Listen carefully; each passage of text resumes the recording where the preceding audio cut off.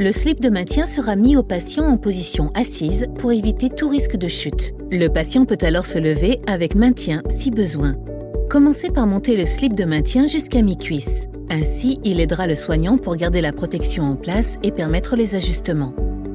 Dépliez le produit et donnez-lui une forme de gouttière sur toute la longueur. Cette opération permet d'activer les barrières anti-fuite et de donner la forme souhaitée pour la pose de la protection. Tirez délicatement la protection en la maintenant à chaque extrémité. Cette opération est primordiale pour limiter le risque de fuite. Glissez la protection entre les jambes du patient en la maintenant pliée dans le sens de la longueur. Ajustez la répartition avant-arrière pour équilibrer la position du tampon en fonction de la zone de miction. Remontez la protection jusqu'à la zone de miction. Dépliez le produit pour le mettre à plat sur les fesses du patient en positionnant bien les élastiques sous les plis fessiers.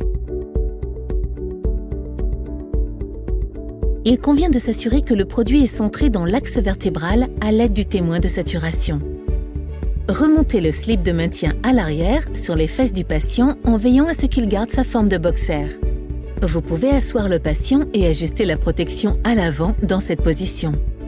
Ajustez l'avant de la protection en la mettant simplement à plat sans tirer. Assurez-vous que les peaux de la zone interne des cuisses sont bien à l'extérieur de la protection afin d'éviter tout risque de fuite ou d'inconfort pour le patient. Si nécessaire, ajustez le boxer au niveau des cuisses en tirant dessus pour le descendre légèrement. Ainsi, il restera confortable pour le patient.